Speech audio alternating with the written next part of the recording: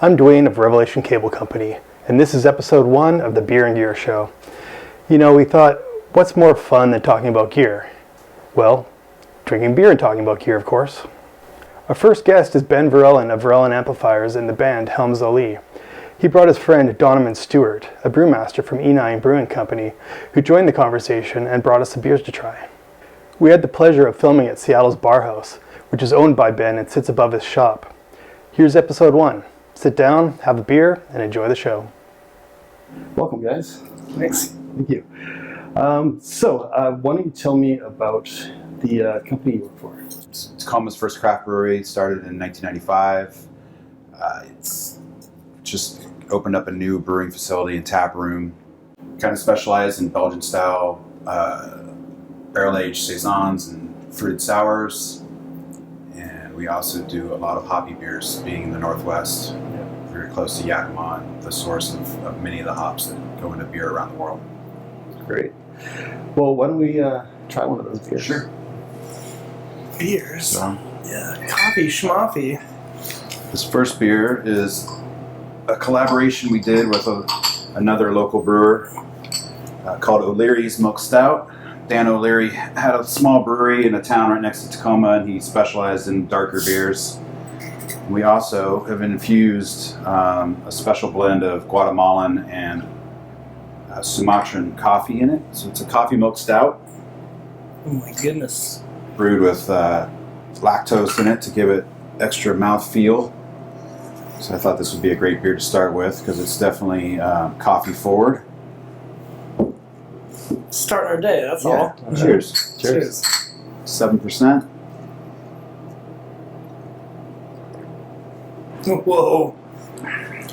Yeah. There's booze in that. Surprisingly, I mean, it is 7%. It's smooth. It's very smooth. We do, similar to cold brew, we do the coffee infusion just before we carb the beer. So it's only on coffee for about 24 hours on the cold side. Really cuts down on the tannins and the acidity in the coffee itself. But yeah, as you can see, it's... Well, it's nice because there's a lot of coffee beers that you can't actually taste the coffee in. They're so like in the distance. This is nice. Yeah, it's coffee from a local roaster, Cafe Vita. Tell me how you got into building amplifiers. Amplifiers. Well, I went to school, studied electrical engineering for, I guess, what ended up being about 8 years. I kind of took the slow route. I played in some bands, so sort of playing in bands, doing tours, and doing a quarter of school. You know, so 8 years later of that, and finally got through it all. And the last couple of years, I started asking around professors in the department over at University of Washington, where I was studying, if anybody would teach me vacuum tubes. And I found one guy, Professor Otis, who walked me through a couple projects and had me write a couple papers on some tube amp analysis stuff. And then from there, it kind of turned into a like, hey, buddies who play guitar and make you an amp, you know, cost of parts kind of thing. And did a few like that, and they liked them, and they took them on tour, and people saw them, and then it kind of just real gradual thing. And then borrowed a bunch of money from a bunch of good friends, and went deep into debt and had a really hard time with it for a lot of years, and then things kind of started to pick up steam, and it never went bonkers. Always stayed relatively small operation, but paid everybody back. What do you think it was that kind of brought things up? Made you? Good question.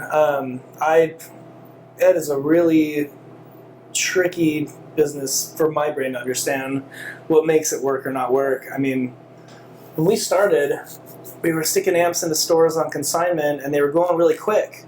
And then we thought, okay, this is going to work. So we came up with a business plan, borrowed a bunch of money, and then went for it, rented a shop. And my business partner at the time rented another shop for the carpentry side. And so we were rearing to go, this big plan, and then it just dropped off. Really? Who knows why?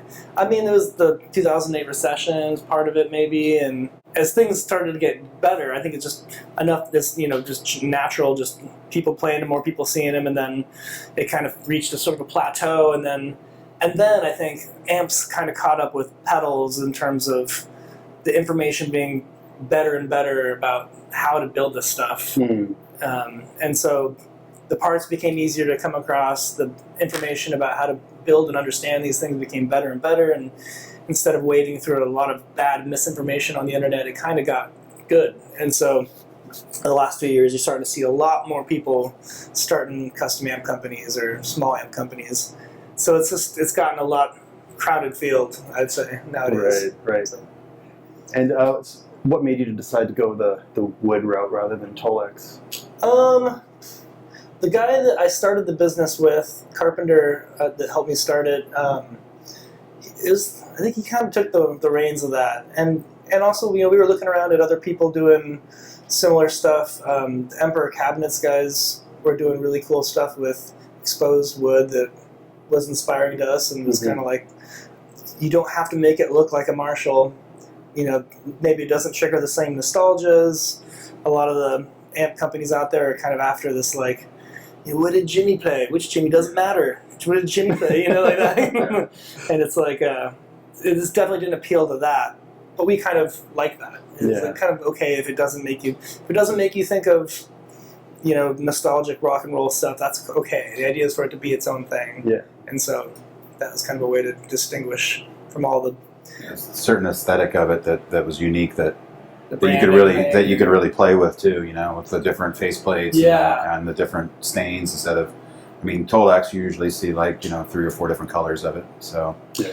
That is the thing, because it was custom. There's 1,000+ amplifiers out there, and I'd say 90% of them are unique, one-of-a-kind builds. And it would be anything from the controls that a customer would want, or the wattage, or the features, or the aesthetics. So somebody might say, I want, a piece of this random Western red cedar for the face because it means something to me, or I want this look and I want it to be stained like such, and I want mine to be branded, but I want mine to be laser etched, and I want mine to be named after my dog. And so kind of going the woodworking exposed route kind of gave a little more flexibility. Yeah. Do you find it harder to do the custom stuff as far as profit wise because you're having to? Yeah. Huge mistake on one hand, because anybody who's trying to make a business of doing guitar amplifiers, to design and build for every single project you do, every single amp build, it makes no sense. Except if you're not concerned with growth, it's not the avenue to killing it, but it's a way to hang in there, I think, because somebody's always going to be looking for some dummy to make their 700 watt, reverb with this reverb circuit from that and this preamp circuit from that, and nobody happens to make that. Well, somebody make that, you'll make that. And I'm always a sucker for what sounds like an exciting project, even if it's not the most lucrative thing. Right. But so it's in terms of trying to grow a business and all that, I think it's a very tricky way to do it. But I think in terms of doing something that is enjoyable and you're kind of excited about the work you're doing, it's really fun for that. So yeah, the custom work is good for people who always want to be creating and doing new things. Yeah. It's got to be not sticking another one of these things together today. It's ooh, how would that work well with that? It's an engineering challenge every time. That part keeps it enjoyable. Right. Great. Well, why don't we try another beer? Sure. Let's see what we got here. We'll go a little crazy here. We have a pretty extensive barrel aging program, and part of that involves a kind of crazy wild yeast capture that happened years ago for the homebrewer friend of ours. This one, I believe, it's called Genus Rubus. It's an American wild ale with golden raspberries and blackberries that were grown in the Puyallup Valley right outside of Tacoma. Give it more funkiness and different flavors like that. You're doing clean glasses, huh? Yeah, I got some clean glasses for you here. The right way to do this. Pour that right on top of my coffee. So this one definitely has a pronounced golden raspberry nose on it. Fairly light. It's 5.9%.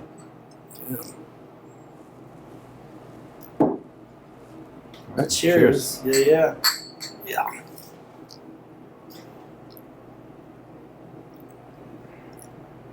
Ooh. We there's a lot of sour beer producers out there that are, in our minds, just kind of too over the top. We really try to keep everything balanced. Yeah. We only use whole fruit, so that really kind of comes through. The fruit character really is present, but we also try to blend the acidity levels to match the fruit that we're putting in it as well, to keep it. Essentially, we don't like drinking sour beer that's going to burn your esophagus as it's going down, or pucker your face up to the point where you can. Yeah. Have some more. I'm with you on that. Yeah. So, you started off as a bass player, and are now playing guitar in Helms Alee. So, what made that change? I think I played bass in Harkonnen is the first band I played in junior high school, all that. They needed a bass player, so that was kind of like how that goes, you know? Okay. And then, I don't know. I think I never tried to be too far down any one of those instruments. I like playing all that stuff, so I think it was just a matter of... He's also a really good drummer. I've heard. Yeah. Plays in a band called Constant Lovers. That's pretty amazing. Right. Yeah. I don't know. I think it tends to be like I have friends that I like play with, and it's like, what do you need? kind of thing, you know? Like, Constant Lovers needed a new drummer, and Dana James and Hazy and Helms Alee are very much, well, Hazy is kind of one of those weirdos too. She plays a bunch of different instruments, but me and Dana started playing together, and she's very much a bass player. She played bass in a bunch of bands growing up, and so it just made sense for the two of us starting to jam out, just play guitar, and I don't know. So what's your primary guitar? Guitar. That's interesting right now because I've always played this late 90s Fender Jazzmaster that I sort of inherited from my old bandmate Casey Hardy from Harkonnen, the guitar player in that band. He had moved out of the state, and he handed it down to me, sort of thing, and I loved that guitar forever. Used it in every tour, every show, every record that Helms Alee has ever done. And but I have this SG that I've been kicking around the shop for a while, and I've been starting to play it at band practice, and Gibson's rule. Kind of loving it. It's kind of great. Some things it can't do that the Jazzmaster can do, but there are a lot of situations that really sounds very similar, and it just plays so smooth. It's a different feeling altogether. I'm trying to push myself out of my comfort zone. It'd be really easy to fall back and grab the Jazzmaster. I'm trying. We have a tour that leaves next Friday, and I'm going to try and play the SG and see if I can remember how to play songs. Different guitar. Are the output on the pickups similar, or? It's hotter. It is hotter, and it's a little bit. It's a different treble, a little bit of a different treble. But one thing about my setup is that I've got these two kind of loud, clean tube amps, and then some pedals that I've used since forever, and those pedals kind of swallow up a good amount of the character of the guitars to some degree. So you can kind of get away with plugging just about anything into those and get a lot of the same action. But it's a bit hotter than the single coils on the Jazzmaster. But so I'm trying to figure out how to get around the differences. And some situations it solves problems that I've been fighting with Jazzmaster. In some places it causes new ones. So it's Right. What are the problems with the Jazzmaster? Jazzmaster, single coil thing, the hum is always a trick. I recently got one of these Electro Harmonix humdinger pedals. It's pretty interesting. It basically uses an AC power supply that feeds the exact cycle and phase of the power that's in the wall that you're plugging into, and then it uses that to process and remove the 60 cycle hum that would normally get into your pickups. It's in there in the pickups, but when it goes in that pedal, it subtracts it. It's pretty clever. It does have a little bit of an artifact thing that almost sounds like a really, really minor slapback. It's kind of funky. For live, it's great. But when you plug in the SG, it turns out these hum-bucking pickups. Clever idea these guys came up with. Yeah. Interesting. Yeah. So what are these pedals that you say swallow up your Oh, guitars? well, So I've got, I guess the cleaner of my sounds. I have one of those old full drive 2, full tone, basically a tube screamery kind of thing. That's got a little bit more of a compressed sound, and that's kind of mild. And you definitely hear the character of the guitars through that. But when I'm trying to be real distorted, I've got this fuzz pedal that's an old Japanese company called Bruno, which is sort of like, could have been Ibanez, could have been Apollo, like many of these different Japanese different companies all came out of the same factory. It's all a Univox Super Fuzz knockoff to some degree, but with some tweaks. And then I made some tweaks of my own in there, and so it's just a gnarly fuzz pedal basically. It's really cool. It adds some sub octave action and some upper octave stuff, and you could plug any toy guitar into it and it would come out sounding like that pedal. It's kind of just like fuzz. Yeah. Well, those Univox Super Fuzzes are amazing. Yeah, it's a very cool effect. Totally. Yeah, I played one that was kind of a copy of that in this ridiculous box. Like, it looked like a piece of crap. And then as soon as you plugged it in, it just made everything sound awesome. Yeah. Make your sounder better. Yeah. That pedal I originally got for bass guitar. I used it. Rick King, Guitar Maniacs in Tacoma. I was in there as a teenager, and I was like, my favorite bands are Carp and Godhead Silo and blah blah blah. These nasty but creative, fuzzy bands from Washington, and he was familiar with those bands. He was like, "This is what you need." And he reached in and grabbed this pedal. Yeah, and I was like, "This is great." I used it for bass guitar all through Harkonnen, and then when I started playing guitar, I just You want to try one more beer? Yeah. So this is a Kölsch style. It's the only filtered beer that we produce right now. The Tacoma Brew from E9 Brewing Company, Tacoma, Washington. It's like can you got light, there. delicious, 4.8%. I like the packaging. Ale.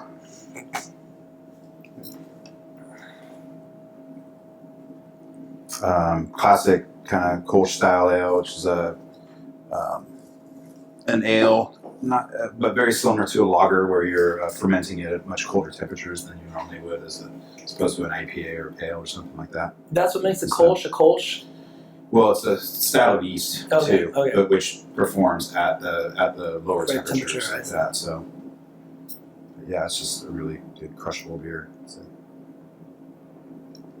pretty much the closest thing to a flagship beer that we're doing year round now. So that's great, man. Yeah, just a little bit of a maltiness, malt backbone to it, but for the most part, just super clean and really delicious.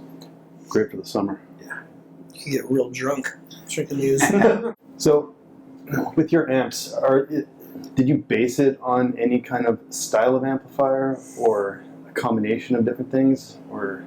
I mean, it started out just, Don would call me and say, I want something like this. Or my friend Brian would call me and say, I want something like this.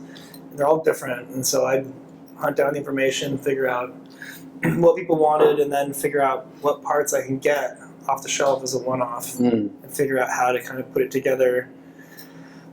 So they're all different. It's anything from like a high-powered bass amp that has an overdrive channel to a little tiny miniature 1x12 combo that puts out 5 watts and some of these little home blues shredder thing, or we do these really clean jazz amps.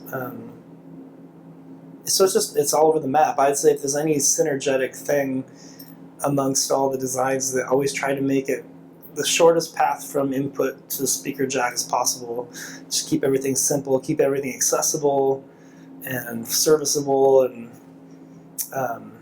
there's a lot of ways you can over-design an amplifier and get really over the top. But if you're not afforded the luxury of doing printed circuit boards per build, you're sort of forced into working with components laid out on a turret board in my case most of the time, and then that just makes everything really serviceable and kind of there's kind of like a real flow from the input jack across this board to the output, and so it's what happens on the way is the difference between an AC-15 circuit versus a Fender Twin circuit versus a Marshall circuit, and so it's like taking pieces of this for somebody's requirement, they want the preamp to be able to do, say, 2 channels, and one's overdrive characteristic like so, but then they want the other one to be really clean and have a really nice Fender like reverb, and then the whole thing needs to go through 200 watts. Specifically, I want 200 watts. You know, got these cabs, or needs to be louder than my buddy with his 100 watts, 200 watts, you know. So, like, that's kind of the sort of conversations that happen. Right. And then hot pink, tiger stripes. Branded logo or whatever. You know, Right. Nice. And when somebody, so I guess what's the different characteristics of the tubes? So how do you? That is a little bit more cork sniffy to my. It really fits into the kind of decisions and descriptions that people talk about with alcohol and food, and I mean, and it's complicated because there is some legitimacy to some of these mojo. Kind of things, these descriptions that people use, words people throw around like warm. Yeah. What the hell does that mean? Depends on who you ask. Depends on what you're talking about. But you know, but there are Could some. be the speaker cabinet that has. Yeah. Oh yeah. It could be anything. Anything.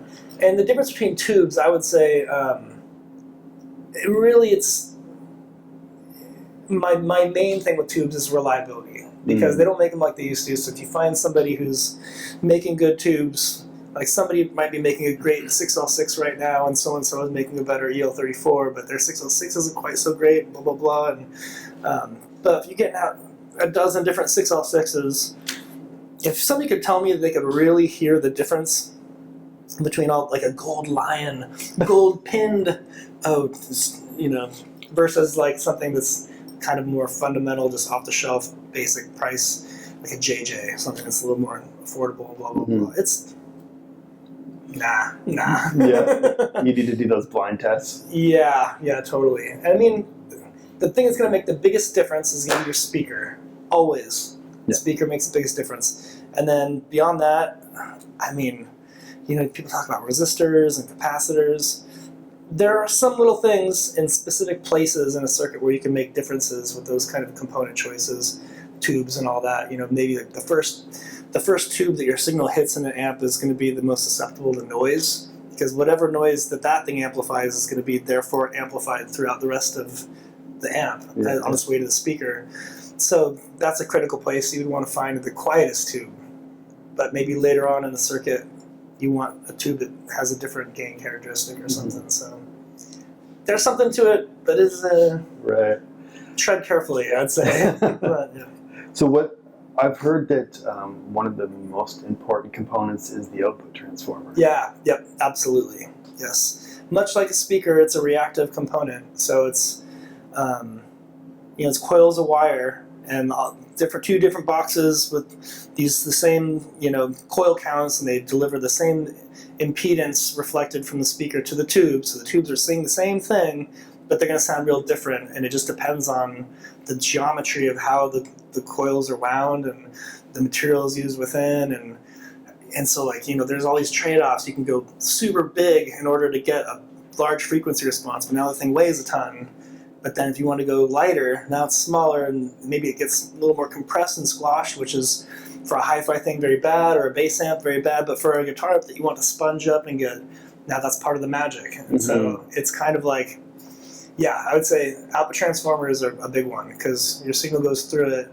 It's just like a speaker, and it's gonna all of its deficiencies are gonna be part of the magic of it, or the problems that you need to solve. So Do you ever have any issues where you're trying to get the same output transformers, and they're coming in and they're not reacting the same way as the other ones that you've had in the past? Or I haven't run into that too much. One of my go-to things that I like to do, and this comes out of the custom gig, is that knowing that an output transformer can do so much to squash whatever work you've done in the design of the preamp and that power amp. You can make all these decisions about the way you want things to sound, and then you shove it through that same shitty little output transformer is just going to squash it all, make it weird, or do whatever. So what I do is I always try and usually try and start with a really big, oversized output transformer, something designed with a really wide bandwidth. It's not meant to smear things up too much. And that way you've got kind of this like clean, open palette. Now you can go into the preamp and do all these things to tweak it, make it more rad. And that way you haven't painted yourself into a weird, mushy little corner. Now you can make it big and open, or you can make it like bluesy and like raspy and all that stuff. Right. But yeah, that's a great idea. It's kind of like you're working backwards and then starting from the beginning again. Yeah. As long as you're okay with lugging around a big, stupid, heavy thing, right, Don? Yeah. Throw your back out somehow. Yeah, exactly. Yeah. I'm finding a lot of people now, depending on what kind of music they're playing, aren't interested in carrying around heavy stuff. Totally. They want to grab their Kemper and move along. Yeah. I get it. I mean, some people might say it's the beginning of the end because some of that stuff is getting so good. I tend to think that it'll never quite accurately replace the feeling of, and some of it might not come across on a recorded record, but when you're in the room and you're plugged in and you're playing, just the way it feels, almost not like described in like distortion or like frequency response and all that, but just the way the speaker pushes back as your finger hits the strings. Like there's something to the like smear of an output transformer pushed by a vacuum tube that zeros and ones haven't quite nailed. I don't know if they will, but yeah. So, and I think there's always going to be a market for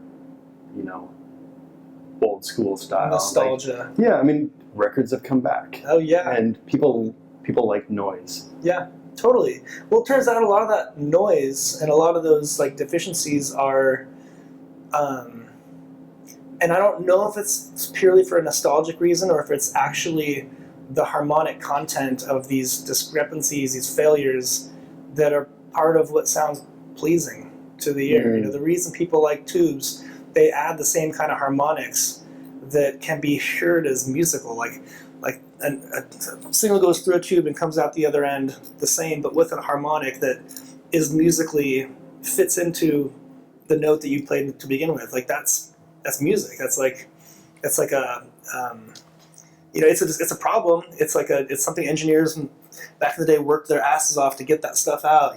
But it's like turns out you take all that stuff away, now it kind of hurts. Now it doesn't sound as good. So and so they're trying to counteract those and get some of those problems back to get the musical feeling back. And that's where it's like, can you really? I don't know. Yeah. They're trying. Yeah, it's getting pretty close. But. Right. Well, I have a telly that's got some noise issues. Oh. And I took it to a Fender repair tech, and he's like, I could shield this thing for you, but he's like, it almost never sounds as good shielded. Yeah. Yeah. Well, I know what he's saying, because probably what he would have to do in order to keep all the external noise from getting into the pickup and all that, the noise out, that would also change. There's some capacitance things going on that once you put a shield around it, now you lose a little bit of the top or something like that. Maybe you lose a little bit of the, some of this chime to the guitar. Yeah. So it's like, it's always a trade-off. Everything in audio engineering is a trade-off. They had this thing in school, they talked about the octave or the octagon of engineering, where it's like you've got like output, you've got headroom, you've got power efficiency, you've got bandwidth, you've got total harmonic distortion, and you got expense, and so like every time you go for one spec, you lose some combination of the other ones, and so you're constantly, you have to give up something to get, So that's why we lug around big, heavy, expensive tube amps with glass bulbs in them. Right. Yeah. Oh man. So is there a fourth beer, or can we go back to the stout? Can we just have some more beer? There's a. You probably just go ahead and use these same glasses. Yeah. This is Omega Man, which is a double dry hopped IPA with a couple different southern hemisphere grown hops. It's what the kids call a Hazy IPA, which is just another term for unfiltered. Right. In my eyes. I mean, there's definite ways of making it more or less hazy. Filter it and then add the haze. Yeah.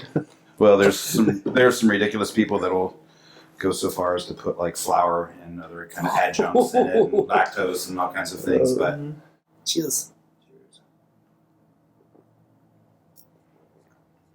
Oh, whoa. Yeah. Swampy. That's good. That's a lot of people. It's kind of similar to what you're talking about. Scripters. Yeah. Who would have Dank. Dank. Dank is a good one that's thrown around quite a bit. And I mean, rightfully so in a sense, as far as like the hop is a distant cousin of marijuana plants. So I mean, there's resins and oils and things in that are contributing to the flavor, aroma, and taste of this. There's definitely beers where you're like, yeah, this tastes weedy. Yeah. That's probably one of my favorites of the bunch. So you recently put out a new album. Yeah. And have you recorded with 3 different engineers over the numerous albums you put out? 4 different engineers for Helms Alee. Yeah. Okay. And how did you find the process with the different engineers? Well, so the first 2 records we recorded with Matt Bayles, who's a local producer engineer, and I've known Matt since I came up to Seattle and recorded down the street here at Litho studio, great studio here in town, when I was a teenager. So I've worked with him for a long time, and he's, I would say, one of the hardest working, most meticulous, and he's just very detail-oriented guy. Great. And an anomaly as like when we were all kids, he wasn't just this guy kind of fumbling his way through. He took everything real seriously. Still does. So he's really, really great at his job. Very intense approach. But he gets everybody to work hard and gets it out of them. Chris Common's kind of sort of from that same school. He did the 3rd record. Well, they owned a studio together. They owned a studio together here in town, yeah. For quite a while. Yep. And the 4th record we did out in Massachusetts with Kurt Ballou, and he at his studio, and it's a little bit of a different approach there. I'd say like basic tracking was actually all the guitars were scratch tracked through one of those Kemper things with the digital. God, I hated that. It was so terrible. But it's just for scratch, So that was a different approach, and then go back in and lay everything down and really precise, and he got really great sounds, drum sounds, guitar sounds, everything. And then that was mixed remotely and sent mixes and all that. It's the first time I've been through that kind of deal. And then recently we just recorded our 5th record about a year ago with Sam Bell, and Sam he's got a different approach, I would say, to any of those guys, a little bit more just stick a bunch of mics up and just see what happens, and kind of, or at least, I record bands a bit myself, and so I'm always kind of like wondering when I'm in those processes how much of what I'm perceiving is like what they want me to perceive. There's a heavy psychological element to managing a band. I mean, trying to, just keep the show rolling, and keep everybody's their confidence up, and like. There's, kind of conversely to that too. There's certain people that you're working with, or you choose to work with, because of the way that the sounds that they get, or Steve Albini or something like that. But yeah, Lupe was actually telling me about the Wild Powers recording with him. Our friends Wild Powers just recorded with Sam Bell as well. Yeah, and she was saying that, I don't know if he did the same thing with you guys, but with them he would like, all right, we're gonna do like these 2 songs today. And we're going to do all the tracking. So everyone's going to be playing today. Everyone's going to be singing the Keep on this song. Keep everybody engaged. And then at the end of that day, those 2 songs are done. And then we're going to move on to the next 2. Yeah. And I've recorded bands in the past too. And it's, I guess I just always learned the way that everyone else is, not everyone else, but the vast majority of people do, like, all right, well, let's make sure that we get the drums done here. And then we'll do, backing this, backing that. For efficiency, it makes sense. Yeah. And then you always have like, the drummer's just sitting around for like 3 days going like, But I think like psychologically, I like that approach of like, let's record a song. Everybody's involved in it. Everybody's in it. You don't get the same like fatigue you might when you're just drilling drum track after drum track after drum track. It's interesting. It kind of made me want to go back and record. Yeah. he does a really good job, and he's got a good bedside manner. Yeah, I recommend all those guys. I would record with any one of them again, happily. Yeah. Yeah, I think I know the first two more than the others because I'm a big Minus the Bear fan. Okay, yeah. And These Arms Are Snakes. Totally, and stuff, so totally. I know that they get amazing sounds. Really do. Yeah. Hard working a lot. Well, Kurt Ballou and Converge, so you probably maybe heard a couple his records as well. I knew the name. Yeah. He's really doing really good things with heavy music. He's got a real creative and distinct take on it, I would say. Yeah. Great. The story about I can't remember which Young Widows record it was, but where he tracked a bunch of it live, at live shows, right, and then came in and then had them retrack old certain things. rooms. That record was pretty amazing. Really good. I've heard a lot of actual live albums are that they just record the live stuff and then they come back in and retrack all the guitars. Yeah, and then you have like I'm trying to think of the Unleashed in the East Judas Priest record that was recorded back in like late 70s, and everyone swears that it's a studio record. It's supposedly, it was supposedly recorded in Japan and several different shows in Japan, but it was a huge conspiracy. Yeah. Awesome. Well, I think we're good. Did it? Okay. Yeah, awesome. Great. Thanks, guys. Thank you. Appreciate it. Yeah. Cheers. The Beer and Gear Show is brought to you by Revelation Cable Company. Please like, subscribe, and comment below.